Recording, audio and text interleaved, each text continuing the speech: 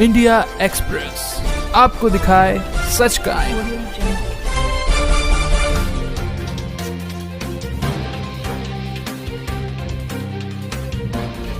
इसका कोई आधार नहीं है।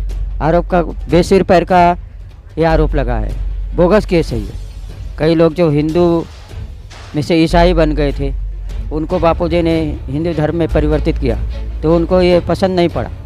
मेरा सौभाग्य रहा है कि जीवन में जब कोई नहीं जानता था, उस समय से बापू के आशीर्वाद मुझे मिलते रहे हैं। पूज्य बापू ना चरणों में नतमस्तक थयो છું। बापू ने प्रेरणा में सामर्थ्य, बापू ने सत्संग में सामर्थ्य। इतनी बड़ी दुर्घटना हेलीकॉप्टर के माध्यम से हुई और परम पूज्य आशाराम बापू और उनके सहयोगियों का बाल बांका भी नहीं हो पाया। न्यायपालिका से तो मैं तो यही मांग करूंगा, हद हो गई। अब जल्द से जल्द बिना कुछ सोचे समझे बापूजी को ससम्मान सादर रिहा करे। मेरा नाम संतोष शर्मा है और मैं उत्तर प्रदेश जौनपुर ज़िला का रहने वाला हूं और यहां 2005 से ही बापूजी से जुड़ा हुआ हूं। तो बापूजी में जो आरोप लगे हैं, आपने सुना होगा, दिखता नहीं लेकिन आपने सुना होगा, जो आरोप लगे, बड़े गंभीर आरोप लगे, उसके बारे में क्या कहोगे? मैं तो कहूँगा ये सब इसका कोई आधार नहीं है। आरोप का बेसिर पैर का ये आरोप लगा है, बोगस केस है ये। कौन करेगा षड्यंत्र बापूजी पे? ये जो विदेशी ताकतें हैं, धर्मांतरण वाले, ईसाई मिशनरी वाले, जो कई लोग जो हिंदू में से ईसाई बन गए थे, उनको बापूजी ने हिंदू धर्म में परिवर्तित किया, तो उनको ये पसंद नहीं पड़ा। यहाँ क्या मिलता है जो बार बार आप चले आते हो दौड़े हुए? यहाँ जो शांति की अनुभूति होती है, आनंद की अनुभूति होती है, ये एक सच्चे सद्गुरु का साधक ही बता सकता है कि उसको क्या मिलता है। शब्दों में बयान नहीं किया जा सकता। क्या कारण है कि श्रद्धा में कमी नहीं आ रही है? ये तो बापूजी की लीला ही है। सच्चे सद्गुरु की पहचान ये है कि उनके साधकों की श्रद्धा कमी ना हो और बढ़ रही है।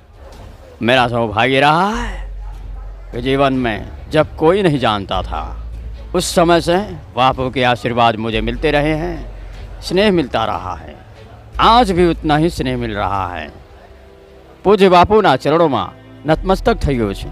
बापू ने प्रेरणा में सामर्थ्य, बापू ने सत्संग में सामर्थ्य। भारतीय संस्कृति में आस्था रखने वाले लोगों पर इस परमात्मा की असीम कृपा है कि इतनी बड़ी दुर्घटना हेलीकॉप्टर के माध्यम से हुई और परम पूज्य आशाराम बापू और उनके सहयोगियों का बाल बांका भी नहीं हो पाया।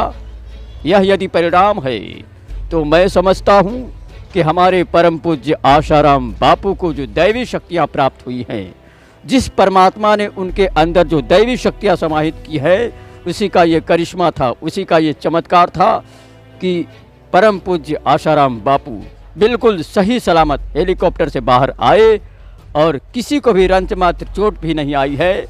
मैंने ऐसी दुर्घटना कभी अपने जीवन में नहीं देखी।